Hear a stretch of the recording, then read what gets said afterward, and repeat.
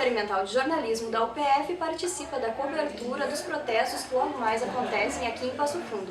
Para falar da manifestação, de todo esse movimento que aconteceu em redes sociais, nós temos aqui conosco o professor do curso de Ciência da Computação e também do mestrado em Educação, o professor Adriano Canabarro Teixeira. Tudo bem, professor? Tudo bem, obrigado pela oportunidade de discutir um pouco da importância das redes sociais como um espaço propício à movimentação, à agregação, à organização das pessoas em prol de um determinado motivo, com um determinado objetivo.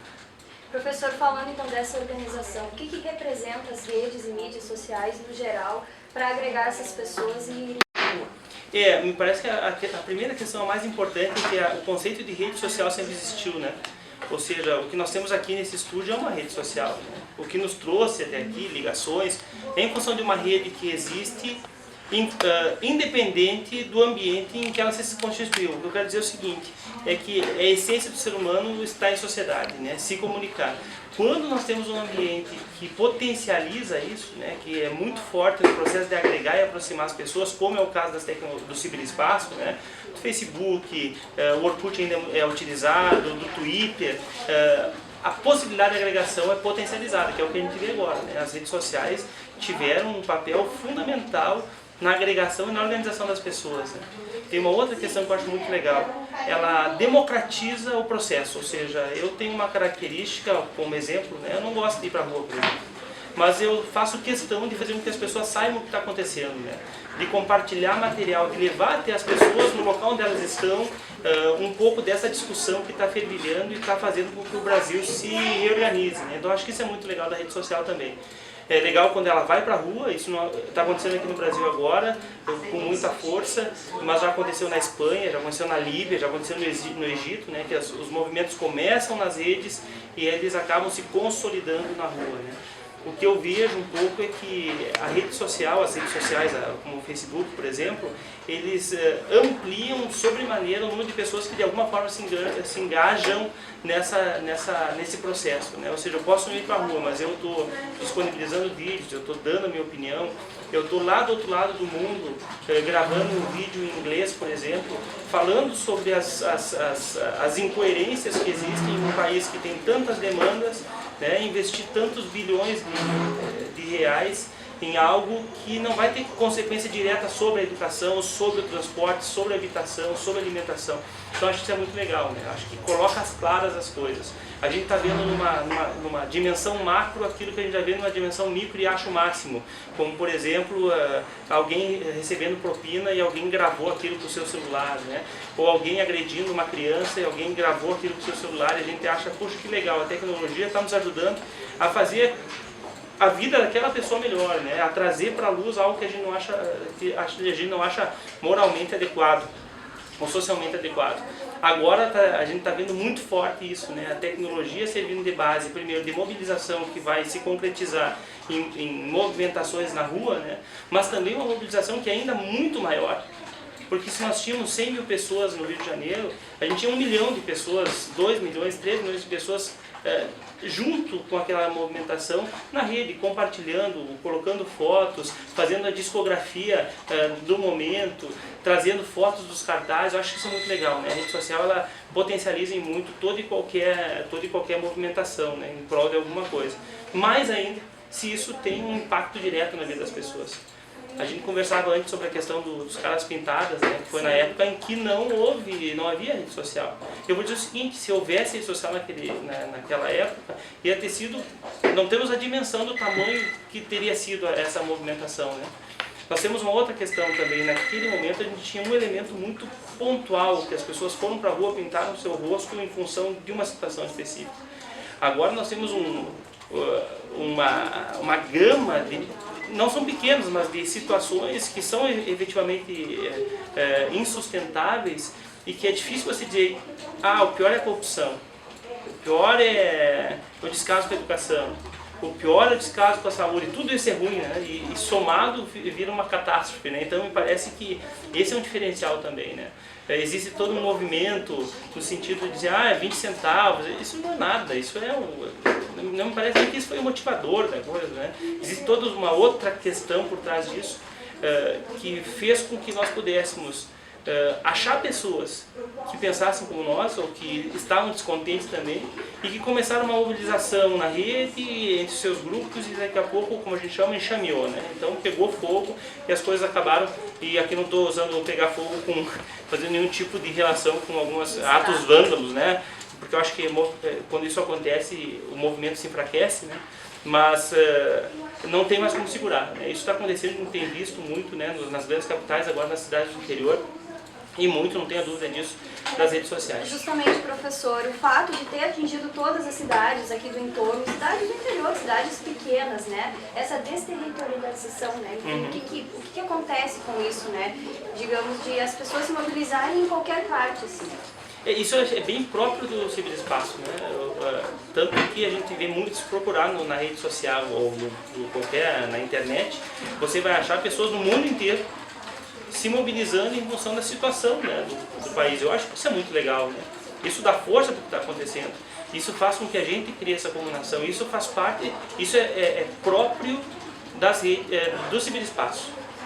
Não é mais localizado, né? A coisa ela é muito, ela se alastra de forma muito rápida, né? Por isso a gente usa a ideia do enxamear, ela pega fogo, né? Que nem um fogo numa floresta seca. Sim. Ele não tem o que segure isso, né? Então é próprio do ciberespaço, e eu acho que isso é muito legal, porque faz com que as pessoas, no mínimo, pensem sobre as condições em que a gente vive, né? Independente, e possam, cada um à sua forma, colaborar com o processo que está acontecendo. Como eu te disse, se eu não vou para a rua, eu posso disponibilizar cartazes criativos, eu posso gravar um vídeo e disponibilizar na rede e fazer com que as pessoas se solidarizem e pensem sobre a situação que está acontecendo. Pois é, professora, a gente vê muito na internet que ela agrega, né, os nichos de interesse. Por exemplo, eu gosto de um determinado ritmo, eu sou daquela comunidade. Enfim, né, há esse espaço para você, enfim, se colocar daquela forma que você gosta, individual. Quando ocorre um processo assim, né, múltiplo, onde todo mundo acaba se agregando nessa situação, é próprio do ciberespaço ou é próprio da questão mais sociológica? Eu acho que o próprio ciberespaço é os nichos, falou assim muito bem, né? O que me parece é que a causa ou o contexto é forte a tal ponto que faz com que essas pessoas que têm diferentes interesses e movimentos na rede se unam em prol de uma coisa só. Eu vou te dar um exemplo. Foi dia 17, no dia 18, logo depois das primeiras manifestações, eu uso meu Facebook para divulgação das coisas que a gente faz na universidade e assim por diante, né? Não é um Facebook pessoal, um Facebook ligado à inclusão digital, né? O meu perfil. E então todo mundo que me adiciona, todo mundo que me adiciona, eu aceito. E adiciono quem eu acho que pode de alguma forma colaborar na discussão. Então, tu pode imaginar que a minha linha ali do Facebook tem coisas de tudo quanto é tipo, né? De diferentes interesses e por diante. É incrível como essas pessoas todas, porque todas é difícil, mas a grande maioria se mobilizou em torno dessa questão. Justamente. Professor, e pessoas assim que talvez compartilhassem até futilidades, né? Não futilidades em si do seu cotidiano, mas futilidades que são específicas da internet, que circulam por aí. O esquecimento, de repente, nesses últimos dias, dessas futilidades. Como o senhor percebe? Eu não sei se seria... Tem duas questões ainda, né? A gente pode analisar o que as pessoas compartilham a partir da nossa perspectiva, e aí muitas coisas vão poder ser classificadas como algo que não teria necessidade de estar ali, ou fúteis, ou também tentar se colocar no lugar das pessoas que compartilharam, né? A pessoa que compartilhou, para ela talvez seja significativo. E é engraçado ver assim, que tudo que as pessoas compartilham, tem alguém que ou compartilha, ou curte, ou comenta, ou seja, depende de quem compartilha, aquilo é mais ou menos importante. Mas o que eu vejo é o seguinte: as pessoas deixaram de lado aquelas outras questões que são propícios que são naturais da sua vivência no Facebook, da sua existência ali na rede social, para se agregar a uma discussão muito maior, que é uma discussão ligada ao quê? A um momento do país em que a gente tem que, de fato, repensar quais são as nossas prioridades, né? Repensar, na verdade, não, né? A gente sabe quais são, a gente tem que assumir as nossas prioridades. E isso já está claro que isso não vai partir da lógica do governo. Por que não vai? Porque a lógica do governo é uma lógica broadcast. É uma lógica onde um grupo representativo, define e nós, a grande massa do povo, deve acatar as definições ou sofrer as consequências delas, não tem problema. É mais ou menos assim, né? Quando na verdade a lógica das redes é totalmente diferente, a lógica do o que a massa quer é o que acontece. O que as pessoas, o que a rede, a forma como ela se organizou, as demandas que ela reconhece são as demandas reais. E é o que a gente está vendo, né? As pessoas estão colocando na rede, estão colocando nas mídias, não as de massa, mas principalmente as consolidadas, elas tentam dar uma outra viés para o que está acontecendo, elas colocam aquilo que para elas é fundamental. E que a gente já sabe, mas que precisava se colocar no mundo isso, né? Que é a saúde, que é a educação, que é a alimentação, que é dignidade, que é transporte, que é importante que o que está dentro do estádio saia para fora também, que o que está fora também seja para o primeiro mundo, que o transporte seja, que a saúde seja, assim por diante, né? Então, quer dizer, não, a rede serve como um potencializador, um catalisador desses movimentos sociais, né? E a gente tem um movimento muito forte, então é claro que ela tem um papel fundamental nesse processo. Eu não vi nenhum convite em jornal para mobilização, tá, claro, jornais fizeram, mas pelas redes sociais principalmente, né? Nas mídias tradicionais, não, tudo é pela rede, né? E funciona. E falando uma última questão, né, sobre a efemeridade que acontece na rede. Será que vai se perder esse movimento? O que se fica dessa mobilização que aconteceu na rede? Nada é para sempre, né? Acho que essa é a primeira questão. A outra questão é quando, acho que o simples fato de as pessoas, seja uma pessoa pensar sobre a sua própria situação e dizer, puxa, será que está acontecendo isso no país mesmo? Porque a gente sabe que tem países diferentes para cada um de nós, né? Eu acho que já é uma consequência direta e importante dessa movimentação. Agora, quando essa movimentação, são duas questões importantes, eu acho. Quando essa movimentação, primeiro, ganha a dimensão que ganhou, ou seja, ela tem um poder de pressão muito grande sobre as pessoas que fazem as leis, né, que conduzem o país. E sem dúvida alguma, não tem a mesma coisa que acontece com alguém que vai receber uma propina hoje em dia, que é, pelo menos ter uma pontinha de dúvida se estão me filmando ou não. Isso não tem mais ninguém que não tenha, que receba, que não sinta isso, que sabe que as tecnologias possibilitam isso, né? Isso também vai passar pela cabeça dos nossos governantes, né?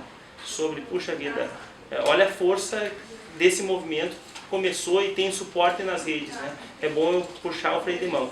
E tem uma outra questão que eu acho que é mais efetiva ainda, né? No momento que isso sai das redes, porque a gente ainda, como a gente está na infância do ciberespaço, da vivência do ciberespaço, a gente pensa que o que acontece na rede não é verdadeiro, não tem muito valor.